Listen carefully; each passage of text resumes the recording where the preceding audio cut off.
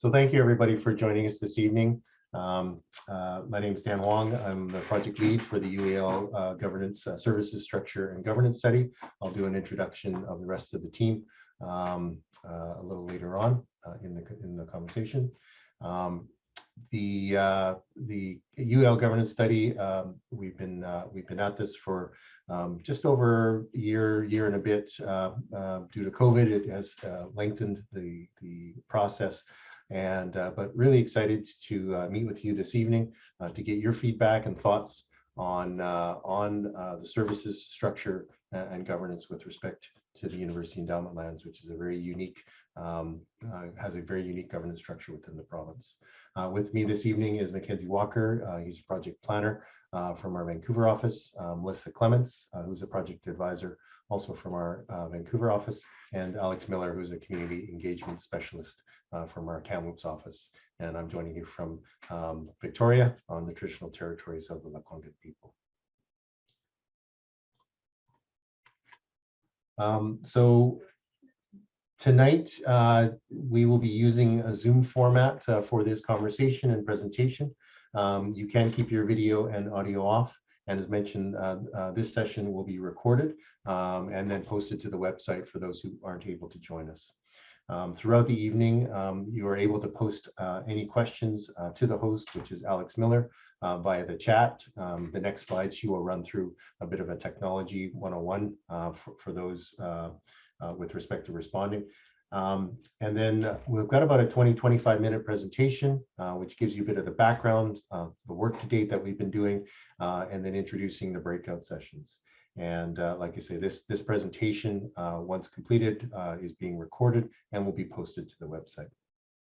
At around 6:30, we will break off into two breakout sessions, which will be facilitated by myself, Mackenzie, Melissa, and Alex.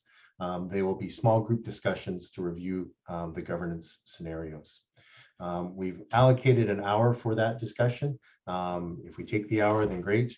If the conversation has peaked, we'll keep aware of that, and then we will then regroup and rejoin after both of those small group discussions, and then recap those discussions. We will then have opportunity for additional questions and answers using the chat function, and then we would wrap up the session by 7:55. Again, depending on the timing, it could be sooner. And then the next steps from there is the community survey, which will start tomorrow and run till April the 8th. So as noted, the meeting tonight is being recorded until we hit the breakout sessions, and the breakout sessions will not be recorded. And then when we recap and regroup, that part of the session will be recorded to the end. So I'll turn it over to Alex for a bit of a technology tutorial. After a couple of years, we're probably all well versed in Zoom, but it's always good to have a bit of a refresher. So thanks, Alex, for giving us a bit of a refresher on technology tonight. Yeah, thanks, Dan. Hi, everyone. As mentioned, my name is Alex Miller, and I'll be supporting the virtual side of this meeting tonight. So if you have any technical difficulties with audio or visuals, feel free to send me a note in the chat throughout the presentation, and I'll be more than happy to support you with that. I'm just going to go through a quick overview of the Zoom platform, just so everyone is comfortable. If you hover your cursor over the bottom of the screen, you'll see a toolbar pop up with a couple of different icons on it. So the first couple icons are your mute and your video. During the presentation, just to limit any background noise, we're going to be keeping everyone on mute. But of course, when we break out into the discussion groups, you will be able to toggle that on and off as you wish. Similarly, you have control over your video if you'd like it on or off, whichever makes you feel most comfortable throughout the meeting. There are two ways to rename yourself if you wish to do so. The first one is through the participants button. So if you hit participants and you find your name and you hover over the more option, rename will be one of the first icons that appear, and you can do it that way. A shortcut as well, if you are in gallery mode, you can hover over your camera, your box that shows your video, and 3 dots will appear in your upper right corner. If you click those dots, rename also appears as an option on that list. And lastly, as Dan mentioned, we will be hosting a Q&A portion of the meeting tonight. So throughout the presentation, feel free to send me any questions that you may have, and I will add it to a questions list. Please, we ask that you are respectful in posting those questions. And just a note that if we have several of the same question, we may be paraphrasing them for convenience. And in the event that we don't know an answer to any of the questions, we will, if it's pertinent to the study, we will post it on the Q&A feature on the project webpage as well. So again, if there's any questions throughout the presentation, feel free to reach out to me in the chat. I have Q&A next to my name, and I'll be happy to support you as needed. Excellent. Thank you very much, Alex. I'm going to just go back one slide very quickly. I see a couple of people have just joined us. Just a very quick recap of the evening format. It'll be about a 25-minute presentation starting right now. This current session is being recorded, and at around 6:35 or so, we will break into 2 small groups for breakout sessions. During the breakout sessions, you'll be unmuted, and those sessions will not be recorded. When we then recap and regroup, we've allotted about an hour for that session. We will then restart the recording. Again, your cameras and microphones will be off again, and then we will start the question and answer session through the chat, and then we'll wrap up and have next steps from there. So again, thanks to those who are continuing to join the meeting, and looking forward to a really good discussion tonight. So as a quick background, again, I'm not sure how many people were involved in the first round of community consultation about a year ago, but for those who are new to this project and new to the UEL, just a couple of slides on background. As mentioned, the UEL has a unique governance structure. It is the only urban area in British Columbia that is directly administered by the province, and this is through the University Endowment Land Act. There has been a long history and interest in the governance at UEL. And in 2020, Urban Systems was selected by the ministry to undertake a UEL services structure and governance study. This is a comprehensive study which will inform the province about the UEL service needs, key interests, and governance considerations into the future. The objectives of this study are, as mentioned, to inform the province about those key interests and governance considerations with a number of objectives. We've clarified the current state of the UEL. We'll be looking at what the future state of UEL will look like in about 30 years' time. We've undertaken a bit of a service delivery analysis to identify service gaps. We've started gathering perspectives of the community through round 1 of the engagement, as well as other key interested groups and service providers that provide services to UEL. This is round 2 of the community engagement, and so we're really looking forward to a conversation tonight. We will be looking at some of the potential impacts of service delivery transition, and this is all as part of understanding the impacts of a potential, what the potential change could look like at UEL at some point in the future with respect to governance. So some of the current issues for those of you who are living at UEL know that there is potential growth and development, especially in Area D through the Leland development, which will add approximately 1,250 units, about 2,500 additional people over the next 10 years. In addition to that, your neighbors to the west, UBC, will continue to see growth on the campus, and as a regional destination, there's currently plans for SkyTrain expansion through to Arbutus, and possibly at some point in the future all the way through to UBC, which would directly impact UEL. As noted, there are multiple service delivery providers who provide local government services to the University Endowment lands. This unique situation has made it challenging to plan, regulate, and enforce and finance those local services. And then finally, with its unique structure, the UEL administration passes bylaws and makes all decisions in conjunction with the minister, which is unique to the province of British Columbia. So there are some challenges with respect to representation and decision making. There is an electoral area director, as you know, Jen McCutcheon. She is elected, but has limited decision-making powers given the current structure. So the study has been going on since 2020, slowed down a little bit through to COVID. We would have loved to engage with you and the service providers in person, but we're not able to do that. And so all of our work and engagement to date has been virtual through the meetings, the workshops, open houses. We held our first set of engagements in 2021, continued our in-depth assessment last fall, and we're now here on our second round of engagement as we work towards the study conclusion sometime in the spring. Our main source of information platform has been through our website platform using Bang the Table at www.uelgovernance.ca. We also have a Twitter and a Facebook account, but that's been mostly to lead people to the website, which has a lot of the information for public consumption. So quick context, UEL is surrounded by the city of Vancouver to the east, UBC to the west, and Musqueam Nation to the south. There are 4 neighborhoods within UEL, A, B, C, and D. It is about 1,200 hectares in size, but Pacific Spirit Regional Park comprises 70% of UEL, or about 865 hectares. As noted, you do have representation through Metro Vancouver, through the EA Director McCutcheon. As part of the first phase of this project, we developed and prepared a community profile, which is on our website platform, and it's been provided in both English and simplified Chinese for your information. So hopefully some of you have been able to peruse and read that community profile.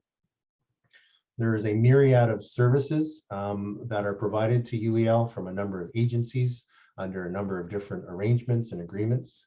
The UEL administration, as well as through the ministry, also provides many local services to its residents, like planning, water, sewer, storm, and local roads. There were 9 service highlights that were prepared, which provide additional information on those various service categories. They're also posted on the website and are provided in both English and simplified Chinese. So just as an example, the 9 service highlights are general administration, protective services, waste management and recycling, development services, roads, transit and cycling, parks and recreation, water services, stormwater management, and sanitary sewer. Each of the service highlights provides some maps, some information, service features, opportunities and challenges with each. So hopefully you get a chance to review those. Our first round of engagement in 2020-2021 involved a number of meetings with various service providers, agencies, key interested groups, UBC, City of Vancouver. We provided a number of opportunities for presentations and updates and discussions with the Community Advisory Council. Thanks to the CAC for your invitations to those meetings, and looking forward to continued conversations through the CAC on this process. We hosted a virtual open house last March, and then conducted our first survey for a month running from March 2nd to April 12th. There's a summary report which is posted on our project website. Some of the highlights from that report indicate that 83% of the respondents indicate your quality of life at UEL is good to very good. The services that you're most satisfied with include recreation, parks, police, garbage collection. Services that you're least satisfied with are general administration, indoor recreation, and community planning. And the most important issues identified in the survey by the community include governance, that's why we're here tonight, community planning, livability, infrastructure, nature, environment, and sense of community. So our initial review was based on the current services and the current population. Now fast forward, looking ahead, the consideration for the future population of UEL is consistent with Metro Van's future population in 2050. UEL at that time, 30 years from now, will have a population of about 7,300. The assessment base currently is primarily residential at 97%. 30 years from now, it will also primarily be residential. The majority of that growth will be contained to Area D. There'll be significant growth, obviously, within UEL, but also there'll be growth to your, within all your neighbors at UBC, City of Vancouver, and on Musqueam Nation. So undoubtedly, the future growth will continue to have impacts on the ability of UEL to provide services to its residents and its ratepayers. So a key future consideration then is, what will governance look like as we move forward into the future, into 2050? Governance is really just the structures and the processes respecting how local decisions are made. We are looking at a number of governance scenarios. And these include the status quo, which is the current status under the province of British Columbia. We'll discuss tonight as well the scenario which involves the regional district under local service area. And then there are two municipalization scenarios. One is inclusion of UEL as a neighborhood within a larger municipality. And then the second municipalization scenario is an incorporation scenario, which would be small municipality within an urban region. So in consideration of those governance scenarios, each of the different services look different. Some of the decision-making components look different. The financing looks different, and the legislation looks different. And so as we continue our work and feedback from the community, we will be considering the following governance scenarios to compare how it would potentially meet the needs of the UEL community in the future. We're looking for, the commonalities and the differences, the advantages and the disadvantages. In advance of this meeting and on the website, and I believe we've sent it out to you in preparation, we've prepared a governance scenarios backgrounder, which includes a summary of each of the 4 governance scenarios, including an overview, legislation, representation, finances, and services. And Mackenzie's going to go through those right now, actually, as a primer for the discussion into the breakout sessions. Of particular note, we just want to make note that the governance scenarios, as well as our research, will be presented at a high level for discussion purpose. We are not getting into the 2 decimal places on every one of the scenarios, but we're really looking to kind of compare and contrast, the opportunities, the challenges with each of the different scenarios for the future of UEL. In addition, the 4 scenarios that are being presented, they're not options. They are just governance scenarios, and they fall within the current framework of legislation under the local government and community charter. Could there be alternative hybrid solutions? Could there be legislative change? That's something that is outside the scope of this conversation. We just wanted to start with the framework of the current legislative framework and the scenarios that could be within those. So with that, I'll turn it over to Mackenzie, my colleague, to give a brief overview of the 4 governance scenarios. Thanks for that, Dan. Yeah, you're able to hear me okay? Presuming you're able to hear me, I'll let Dan flip through the slides as I kind of walk you through them.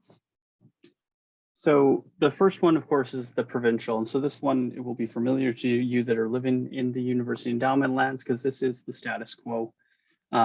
This is your current governance model. And so, you'd continue to have the UEL administration as the primary provider of your local services as part of the Ministry of Municipal Affairs. And the University Endowment Act would be the legislation that would govern. It's certainly possible that improvements could be made in that act to basically provide tools that are available to other governments, local governments in the province, and sort of improved upon that. We could talk about that in detail in sort of some of the conversations, if that's what people want to focus on today. But I think the intent here is really to forecast what these scenarios, how they work today and how they'd work in that, 2050 scenario. So those are really our time stamps we're working on here today. Next, we're going to talk about representation under each of these scenarios. So certainly the Minister of Municipal Affairs, we continue to have decision-making authority, and day-to-day decisions and management of the UEL would be through the appointed UEL manager. As Dan mentioned, there is Metro Vancouver Electoral Area A Director who provides representation. However, there isn't jurisdiction over a lot of the service provision, so there's a bit of a challenge there. The finances, which the UEL administration currently uses, follows the provincial accounting methods, which are not in the same as what other local governments are using, which does provide some challenges for both comparison, but as well as, you know, reserve funding, asset management, and development financing and cost recovery for those aspects. So the last thing is there's also the services component of each scenario. And so that table we had earlier with each, good opportunity to sort of focus in on those, and you'll see those through those scenario highlights that we've provided on the project website. So, you know, for this scenario, fairly straightforward. The delivery method would not change, right? It is the status quo. UEL would continue to rely on contractors and agreements with various agencies, sort of as you see here, various different folks, and many of those in this purple color you'll notice are under the provincial umbrella, but through different agencies, which I think is, you know, something that you're probably well aware of, but is worth highlighting for those who aren't as familiar. And you know, the UEL administration would continue to have internal resources as well as draw on other provincial ministries for support. And I think that some of that happens behind the scenes, right? When it comes to legal, accounting, and IT that is, you know, providing support to the UEL administration office. Our second of the 4 scenarios is the regional district model or the local service area within a regional district. So, you know, Metro Vancouver, federation of 21 municipalities, 1 electoral area and 1 Treaty First Nation. And, you know, Metro Vancouver does provide regional wide services. But however, it's one of the few regional districts that doesn't provide local services to the electoral areas. Part of that is obviously, you know, the composition of the Metro Vancouver region as a dense urban area for the most part.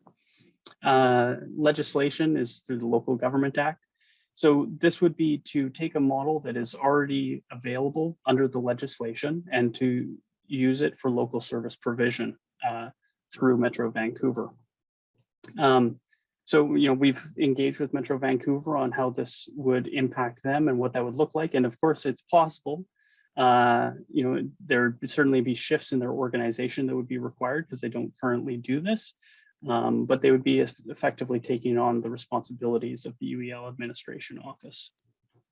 From a representation standpoint, you would continue to vote for the Metro Vancouver director, and the decision-making authority, however, and control over some of those local service provisions would be certainly enhanced, and then management would go down to the Metro Vancouver staff level. Finances, you know, under all the other models, other than status quo, there would be some vesting of assets, moving assets from the current ownership to new ownership. And so, you know, certainly that would be transferred to Metro Vancouver in this case. You know, local services would be recovered through local service tax, user rates. Accounting practices would follow what Metro Vancouver does and is aligned with other local governments. And then you would also be gaining, you know, local government financing tools that are, you know, used through regional districts throughout the province, and those would become available. Lastly, service provision, and I've mentioned it a few times, but some of what the UEL administration does would therefore be taken on by Metro Vancouver. Those things include like planning and development, water and sewer, local parks and trails, and then administration services. Really noteworthy in this case is that roads, both local and regional, would remain under provincial jurisdiction, as it would remain an unincorporated area, a local service area. The police would likely remain under provincial jurisdiction under a contract with the RCMP. Resources would be divided probably between a local office and the Metro Vancouver main office. Again, a lot of this would need to be resolved, but this is, you know, kind of the likely assumptions on what these scenarios are looking like. And so now moving on to our third scenario, and knowing that we've got a few more minutes here before we're trying to get into the breakout room. So I'll try to move through these fairly quickly, and there is a lot more detail in the actual highlights, and we'll be able to get into it in more detail in our conversations. But so this is our third of 4 scenarios that we're going to be speaking about today, and this is the inclusion scenario. And so this is inclusion in your neighboring municipality, which is the City of Vancouver. The UEL lands would then move over to the Vancouver Charter. And for those who aren't aware, the City of Vancouver has a unique legislation in comparison to all other municipalities in the province. And it's not radically different, but it does have some different tools in how land use planning, building regulation, and cost recovery can occur. Under representation, Vancouver has an elected mayor and council. There is, the interest in Metro Vancouver, in the regional level would be represented by the city's directors. All assets would become vested over to the city, which has a much larger tax base than the University Endowment lands currently has. Accounting practices would be as according to the city through the Vancouver Charter. And again, those same local financing tools. Again, there is some differences between what's available to the City of Vancouver and how that operates versus other municipalities.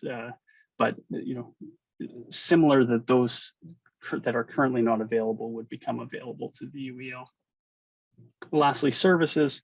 Certainly, this is one of the big change you'd see here is that City of Vancouver is already providing some services, including fire and rescue services, as well as library to the University Endowment lands. So that would continue. And then transfer responsibility of what the UEL administration office is providing over to the city staff as well. The province would transfer RCMP to the Vancouver Police Department. Road jurisdiction would also transfer from the province to the City of Vancouver. The major road network and how that applies to highways is an interesting aspect of that, which we could get into the detail about a little bit, but obviously the City of Vancouver has what's called a major road network, which has a regional funding component.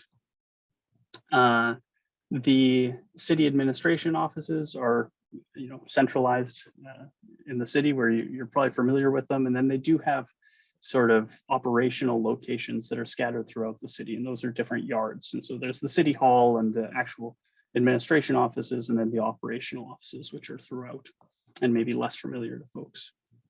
And the fourth scenario is our incorporation. We're looking at here and sort of what does creation of a new municipality may not be called the University Endowment lands. And so you'll notice the phrase referring to the newly incorporated municipality, but small municipality within this larger urban context of Metro Vancouver.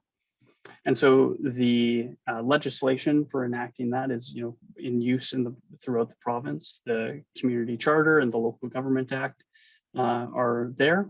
The representation is similar. You've got this, you have a newly incorporated municipality with a representation from mayor and council. The size would be dependent on the size and the status of the municipality. You'd become the 22nd municipality represented within the Metro Vancouver region on the board. There would be a single, there's a single regional director. The finances, you'd have those assets and liabilities and obligations and all that, again, vested over from the province to the new municipality, that same transfer that's happening in these latter 3 scenarios. The smaller tax base, if this inclusion scenario is notable in comparison to the city, it does change some of those accounting options and how development and other things are financed for sure.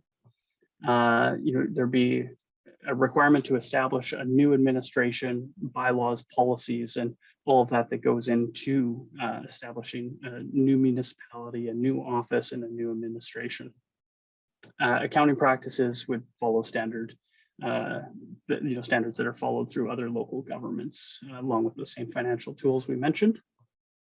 And then lastly, services. So I think, here the services. In the last scenario, you see City of Vancouver on most of them, and here it's that transfer over. So, that responsibility from the province to this newly incorporated municipality, which for local service provision. There's, with that, because of the size, you'd likely rely on contractors or some of your adjacent municipalities for service provision, but that would be on a contract basis again. Policing is definitely noteworthy in that case, just as it would increase as the population increases, and there's sort of this emergence number of 5,000 in terms of population that is quite important when it comes to the cost of policing within the province. Then a detailed financial impact, at this is, dependent on some of the local decisions in terms of, how much your taxes cost depend on how much the level of services are. And so there's a bit of autonomy that's provided there, but also a scale that is, would change the cost of service provision as well.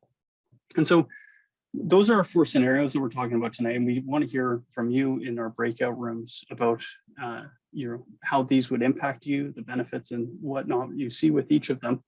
I just want to highlight a couple other quick considerations or other considerations that are certainly important to this study. Certainly First Nation engagement with Musqueam Nation is one.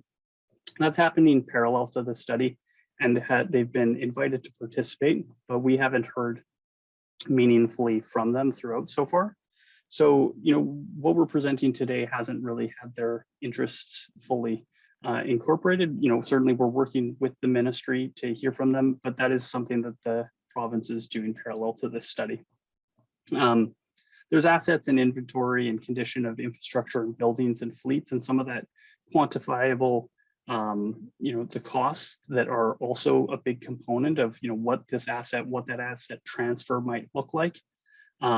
Liabilities, I mentioned that really briefly. So what are the risks, what are the things that the province needs to be aware of, and that you as residents or the new government in any situation needs to be aware of.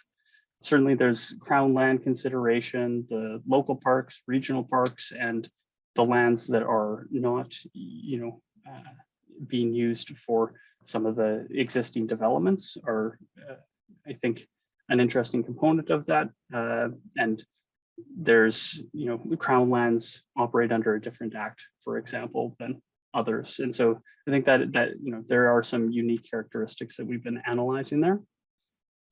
Labor, certainly that's a big component of any administration, and so something to be considered. And all these bylaws, policies, and procedures, we've started going into, and I think especially in hearing from what some of the current challenges are, that's a part of this review. So yeah, so I guess the detailed review of some of these considerations is outside the scope of the study, but we need to account for them before a decision can be made on the future of the UEL.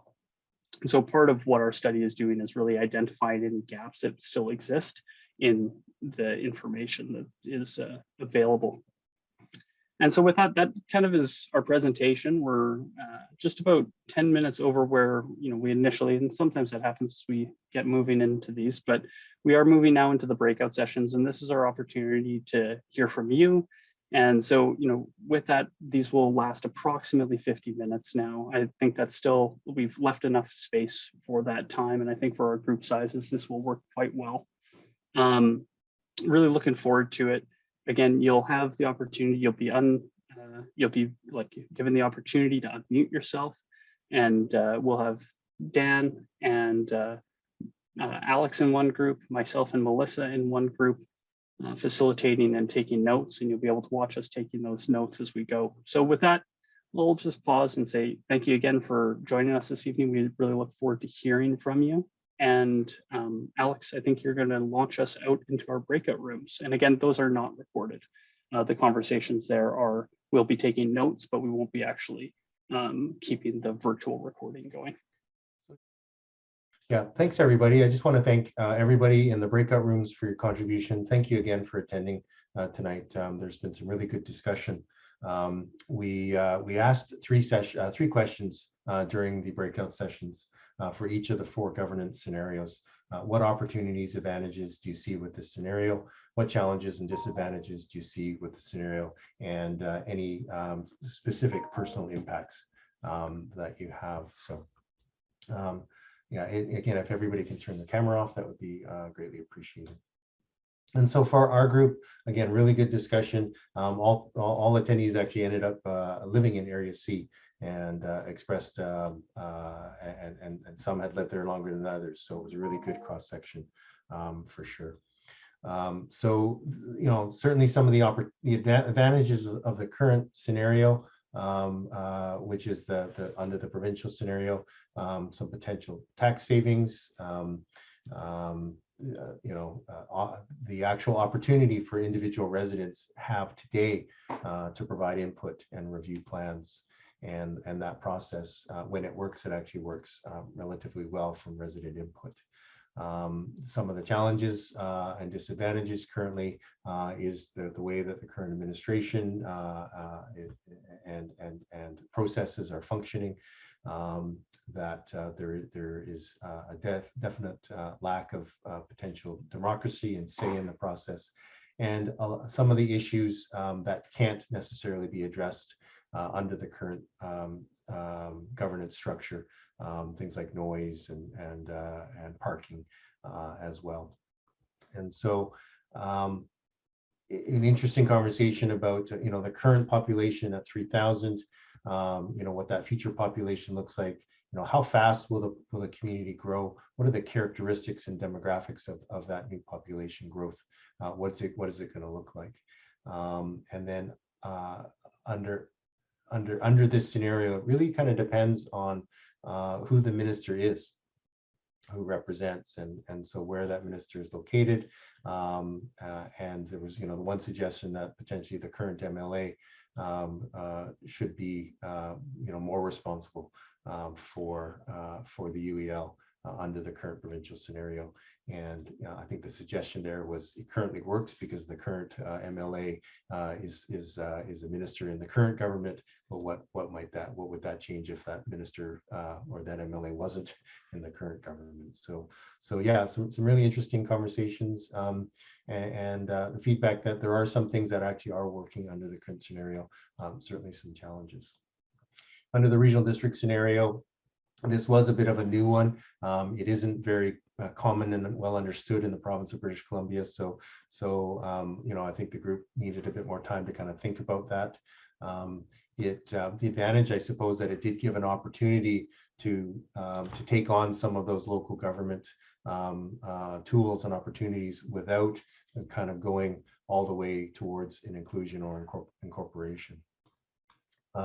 One of the challenges would be that if that area director continues to represent both UEL and GBC, could that be a conflict of interest, you know, between the two communities? And you know, they may need a separate and a new area director just representing the residents within UEL. There was for all 4 scenarios, there were 2 questions. One was about the relationship between the UEL and UBC and UNA, and so those how would the scenario impact? That impact would be need to be considered amongst all 4 scenarios. And then a good question about the preservation of parks and green space under all 4 scenarios. And with respect to Pacific Spirit Park under the regional park system,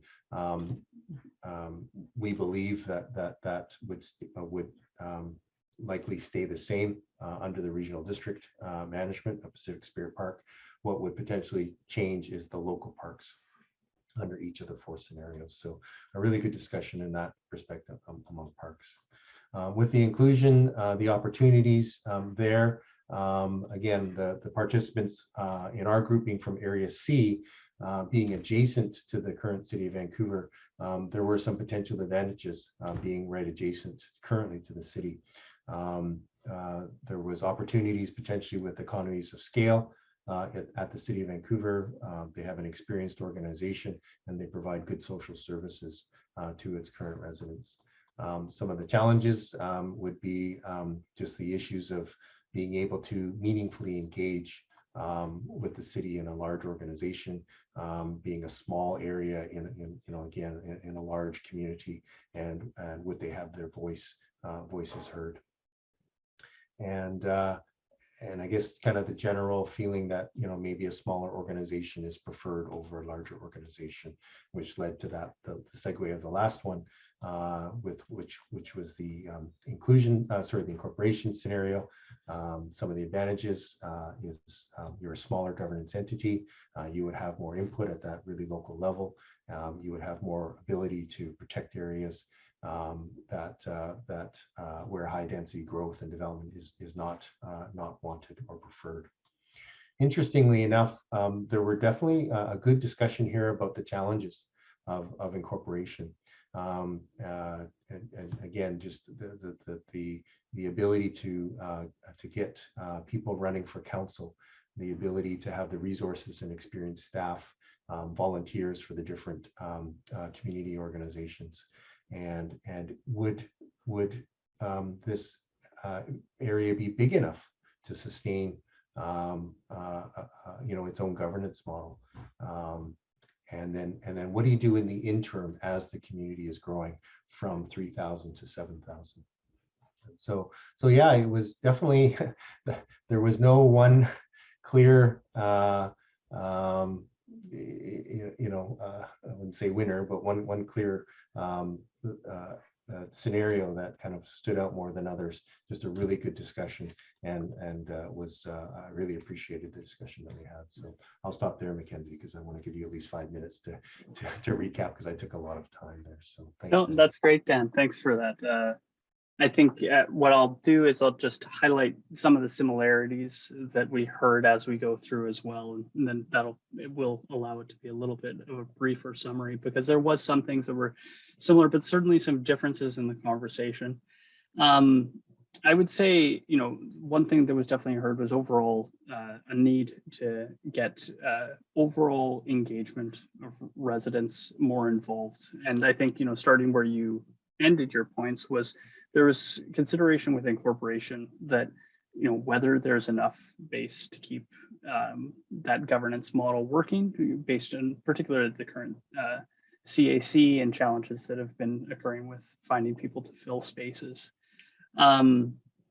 However, I think a summary of what we heard was that there's a lot of the freedoms that the UEL residents in the current scenario, the status quo scenario, provides, that folks enjoy, and then and really find a benefit in, but there's a frustration in how that model has not functioned well. And certainly, I mean, that's some of that was hearing what has led to this study occurring, right? I think as a good example of that, so opportunities and advantages with the status quo, we talked about some of the challenges with the CAC's power, and also I think there was this view that there's this lack of regulation that is sometimes really beneficial for the university endowment lands. It makes it still feel like it operates as a small community, but then at the same time, and trees was given as a perfect example of this, where there was both sides, where you had the real benefit of you're able to take down a tree if it needs and if it best suits what you're doing with your property. Whereas in the City of Vancouver situation, where something like tree removal is much more regulated, that might lead to permitting issues and challenges for your property. And so then on the flip side, if there's a redevelopment and all the nice trees are removed from the property, that's a real loss for the community too. So we were sort of seeing both sides of that were expressed. And I don't think there was really clear, for each of these scenarios, the level that was really needed, but certainly a reflection of the current state. I totally agree. The metro scenario, there was sort of the sense of, well, why would we move from one scenario that is a bit unique and not necessarily functioning great to another unique and potentially not functioning great scenario? And I think that one will definitely take a bit more unpacking to kind of better understand how that might meet the community's needs. Certainly there was some interest in what it was, but it wasn't necessarily a large topic of the conversation. I think mostly it focused on, improvements to the existing model, as sort of saying, what can we do to make this work better? But we did talk more about the 2 municipalization scenarios as well. And there was kind of this comment on, well, if there was this inclusion with the city of Vancouver, what about what we currently do could be potentially, grandfathered in, as the term, within that scenario? And again, that's, something that would, need to be unpacked a lot more. But I think it goes to that sense of, there's some things we really enjoy about the current scenario and some real frustrations. There was a general sense as well that this 4 options, would not necessarily be, the best model for how the UEL wants to move forward, and that there's a bit of sense of, well, we need to consider hybrid scenarios or something that works a bit more uniquely for us. And then I'll just, I guess I sort of started with incorporation. The scale was the majority of the components there that was had in that conversation. And I think there was also concerns about, RCMP as kind of a preferred service provider based on the level of service that's currently occurring. So with that, I'll summarize it there. I know there's certainly a lot more that was said, but as kind of a brief overview, and definitely want to encourage everybody that if we've got the rest of the notes, so just because they weren't mentioned here, that's not mean that it's not going to be recorded. And then there's also the opportunity to continue to provide feedback through the project website. And with that, Dan, I'll let you close this out. Thanks very much, Mackenzie. We were going to leave some time for question and answer, but we're right on time to thank everybody. If you do have any final questions, I'd encourage you to put them in the chat right now. You don't have to. There'll be lots of opportunity for future future feedback. But if you did have a burning question that you wanted us to capture and take away, please put that into the chat at this time. All of this information will be used in conjunction with feedback from the upcoming community survey, and then further discussions with key interested groups to inform this round of engagement. So moving forward, they're starting tomorrow. What will be on the website is the community survey, which will run for the next few weeks until April the 8th. It will essentially ask the 3 questions that we talked about this evening, plus a couple of other introductory questions. And so encourage you to fill that out, share that amongst your neighbors and your friends, along with the backgrounder, which gives you a bit of information on those scenarios. And so we would love to get as much feedback as possible from the community with respect to the governance scenarios. From that, we'll compile your feedback. We'll continue to meet with the key interested groups and agencies and service delivery providers as we work towards preparing the draft and final reporting in the coming months into spring of 2022. We were going to have the chat discussion. I think we had a very fulsome chat and discussion throughout the breakout rooms, and really thankful for everybody for taking time out of your schedules tonight over the last couple of hours, and encourage you again to download the survey, which will be on the website tomorrow.